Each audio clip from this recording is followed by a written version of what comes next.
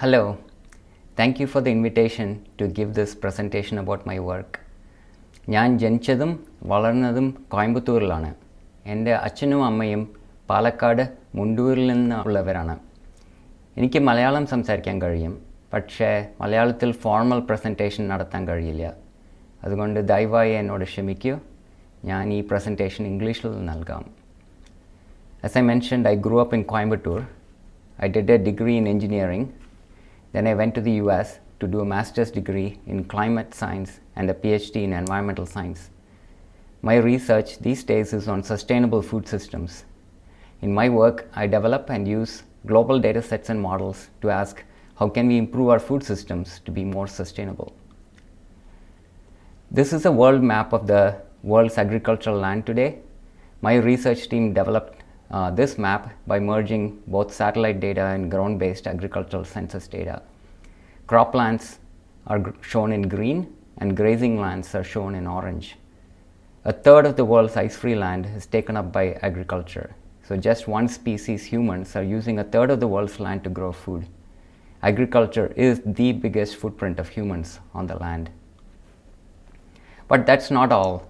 While land clearing for agriculture continues in the tropics today, it has slowed down globally. Over the last 50 years since the Green Revolution, we are producing more and more of our food through intensifying our practices through irrigation, fertilizer use, pesticide use, mechanization, and so on. In other words, we are growing more food per land area than we did in the past. Here's a classic example of this. This graph shows maize yields or corn yields in the United States going back to the 1860s. Yields were 1.5 to 2 tons per hectare back in the 1860s, but have increased 7 times to more than 10 tons per hectare today. This is a similar graph for India showing that rice and wheat yields since the Green Revolution have increased by around 4 times since the 1960s. And in fact, we now produce more calories per person today than we did in the 1960s, even though human populations grew 2.5 times over that same time period. The recommended calories per person is roughly 2,200 kilocalories per day. So on average, we are producing more than enough calories today. And even though population increased by 2 billion since 1990, the number of undernourished people on this planet decreased by 200 million over that time. So this has been a remarkable success. But our success has come at a cost. Agriculture is one of the biggest causes of environmental damages around the world. Deforestation for agriculture is the biggest driver of species extinctions and biodiversity loss. Irrigation for agriculture is the biggest user of fresh water on this planet. This image shows the Aral Sea, which has been entirely depleted because of water withdrawals for irrigating cotton. Agriculture is also the biggest polluter of water on this planet due to fertilizer running off from fields causing algal blooms in lakes and coastal ecosystems. And agriculture also releases greenhouse gases that cause climate change. Deforestation releases carbon dioxide, livestock and rice production releases methane, and fertilizer use releases nitrous oxide emissions. Methane and nitrous oxide are much more powerful greenhouse gases compared to CO2. Together, agricultural greenhouse gas emissions contributes to a third of the climate change problem. If we do a broad assessment of important global environmental problems and what role agriculture plays, it turns out that agriculture is one of the major drivers. Agriculture contributes to a third of the climate problem itself. It is also the biggest drivers of biodiversity loss, contributing 60% of extinction threats to birds. It is also the biggest consumer and polluter of fresh water. But we cannot forget that the problem of world hunger is not over yet. In spite of producing more food per person today than in 1960, more than 800 million people remain undernourished, and a far greater number suffer from micronutrient deficiencies.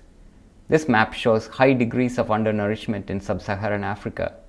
Today's hunger is mainly a problem of poverty. We have enough food produced globally. But population numbers are continuing to go up, expected to reach 9 to 10 billion by 2050 and even more beyond. At the same time, people are consuming more. Some scholars have estimated that we'll need a doubling of food demand by 2050. So we have a food quadrilemma. We have at least four major challenges to be addressed by the food system at the same time. It has to feed people today, it has to feed the people of tomorrow, we have to reduce agriculture's environmental footprint, and we have to make it more resilient to climate change. To address this problem, people have proposed numerous solutions. Some people talk about sustainable intensification, that we need to continue intensifying our production but do it more sustainably. Others think we need to switch to organic farming or smaller farms, or grow our food in cities, or do vertical farming. Yet others think that technologies such as genetically modified foods can be the solution. Some people argue we need to focus on the demand side and think about shifting diets to become vegan or eat more insects for protein, which is an efficient way of getting our protein, or reduce food waste. Yet others say the problem is actually because of big corporations that control our food system, and so we need to move towards food sovereignty and agroecology. A very common framing in this regard is an argument between conventional versus alternative agriculture. That is, whether we can find solutions by fixing current conventional agriculture, or we need to radically shift and consider alternative forms. A lot of my research in the last decade has gone into exploring different solutions within both systems. In my talk today, I will consider one form of conventional agriculture, sustainable intensification, and two forms of alternative agriculture, organic farming or smaller farms. My research generally involves gathering evidence for how different food and farming systems influence the environment, and asking what the science says about what kinds of farming can work across different dimensions of interest, and what are the trade-offs. So let's take a look at each of these solutions in turn. First, let's look at sustainable intensification. The idea here is that we should continue intensifying production, but do it in a way that is more environmentally sustainable with fewer inputs. That is, getting more output with fewer inputs. Start by looking at a global map of yield gaps. My colleagues and I examined this many years ago. Let me first explain this. Crop yields vary around the world because of variations in climate and soils, but also because of variations in management such as irrigation and fertilizers. There is nothing that farmers can do about variations in climate or soils, but they can change their management. So a yield gap analysis compares the yields of places around the world with similar climate and soils. If your yields are lower than other places in the world with similar climate and soils, then you have a larger yield gap. In this map, this is shown in red colors. In green are places with smaller yield gaps, which means that these regions, such as North America and Western Europe, farmers are already getting the highest yields possible for their given climate and soils. In regions in red with large yield gaps, such as Africa, Eastern Europe, and parts of India and China, farmers can attain higher yields by applying more inputs. So we examined this using our model, and we estimated that by closing yield gaps globally, we can increase available calories by about 30 to 60%, depending on how much you close those gaps. But sustainable intensification means that while closing yield gaps through increasing inputs, we need to do it smartly. We have a Goldilocks problem in the world today, where some places are using too much irrigation or fertilizers, while others are not using enough. This map shows in green color regions where people are using too much nitrogen fertilizer, more than needed by the crop, while in red are places where people are not applying enough. Addressing this imbalance can allow us to grow more food with lower environmental costs. You can see that places in Latin America, Africa, Eastern Europe, parts of India and China, we can apply more fertilizer and get more yields. We estimated that crop production can be increased by 29% with just a 9% increase in nitrogen use if we do it more efficiently. So sustainable intensification can help us increase production more efficiently. But as you can see, it still requires some increase in input use and consequently also has problems for the environment. So now let's examine organic farming. This was the PhD research of my former student, Dr. Verena Seufert. You may recognize that name. Verena is currently a professor at the University of Hohenheim and is in fact collaborating with KAU on a project on bright spots of farming systems. So it is really quite delightful to present her previous work on organic farming to you. Verena and I did multiple studies on organic agriculture, including some field research in Thrissur and Wayanad with the support of Dr. Kunjamu at KAU. But in this 2017 paper, we did a comprehensive synthesis of the performance of organic agriculture relative to conventional across multiple dimensions and criteria. Broadly, we examined organic performance in terms of yields, environmental outcomes, and producer and consumer benefits. We summarized our results using this flower diagram. In this figure, each petal of the flower represents one of the 26 criteria of interest, belonging to one of 11 dimensions shown by the symbols. The red circle shows the condition where performance of organic is the same as for conventional agriculture. So if the petal is long and goes outside the circle, then organic is better. And if the petals are shorter and inside the circle, then organic is worse than conventional. Our synthesis of the literature found that organic is superior to conventional agriculture in terms of environmental outcomes, higher biodiversity, better soil and water quality, and except for methane, also better for climate. We also found that organic is better for farmers if they can get a premium price for their products, and also better for farm workers in terms of lower exposure to pesticides and the availability of employment. Organic also seems to be better nutritionally and more strongly in terms of lower pesticide residues on organic products. But organic has two very strong drawbacks. It has got lower yields, about 20% lower than conventional production, and it's also more unaffordable to consumers because of higher prices. The lower yields mean that you will have to use more area to produce the same amount of food. We found that when producing the same amount of food, in fact, the environmental benefits of organic vanish. So in summary, organic has a lot of good things, but it has two important drawbacks that need to be worked on. So now let's look at whether smaller farms are better than larger farms. This was the work of another PhD student of mine, Vinny Ricciardi. Vinny, again, through a synthesis of the literature, asked whether smaller farms are better than larger farms across different dimensions, including yields, biodiversity, greenhouse gas emissions, resource use efficiency, and profits. Here's another flower diagram. Again, we found that smaller farms actually do have higher yields and more crop and non-crop biodiversity. But there was no evidence to support any difference between small and large farms in terms of greenhouse gas emissions and resource use efficiency. A major drawback of small farms, on the other hand, is that they're not profitable at the household level. Most of the world's farmers are small farmers, and they are some of the poorest people in the world. So we do need to support them to earn a better living from farming or to transition to another livelihood. To summarize these findings, my studies on different types of farming systems have shown that there are important trade-offs for three solutions that are widely considered. Sustainable intensification is definitely more efficient, but still increases the use of inputs and therefore environmental degradation. Organic farming is better for the environment and many other dimensions, but it actually produces less food and is more expensive to consumers. Smaller farms can actually produce more food and is good for biodiversity, but it is unfortunately not profitable for farmers. So all solutions from the farming system side seem to have important challenges that need to be worked on. So that's when we need to think about what can we do on the demand side. Can we actually reduce our demand from food systems? Before I go into too much depth here, I should make an important note that this is not an issue that may be relevant to countries in the global south, such as Africa or Asia.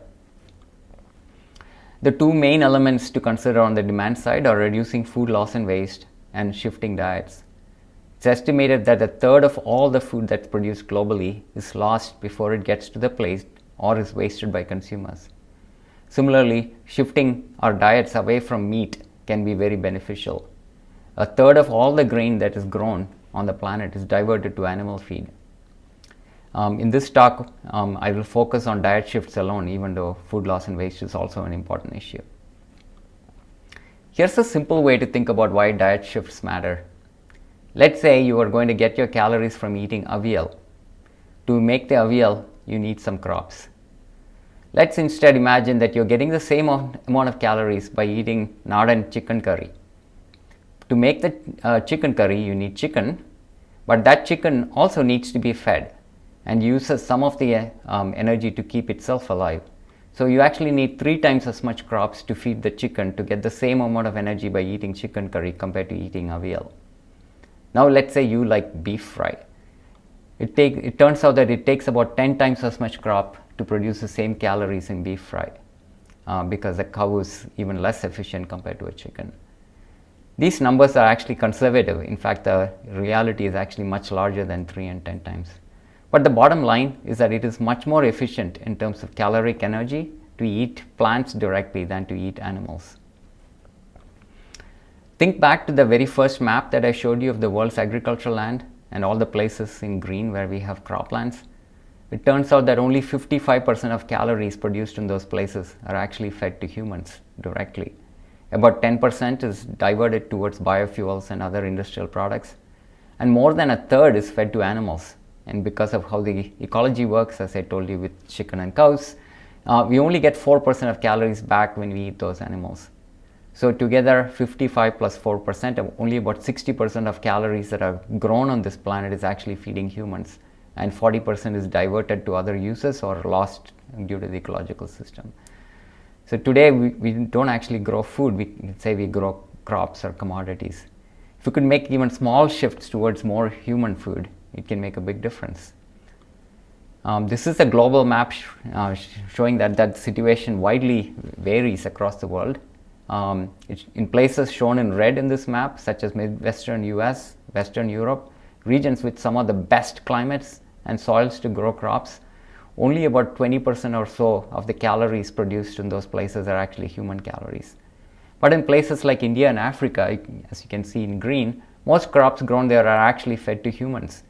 This is why I said that the issue of diet shifts is less relevant for Africa and Asia. But globally, if we all became vegan, in this study we estimated that we could increase calorie availability by 70%.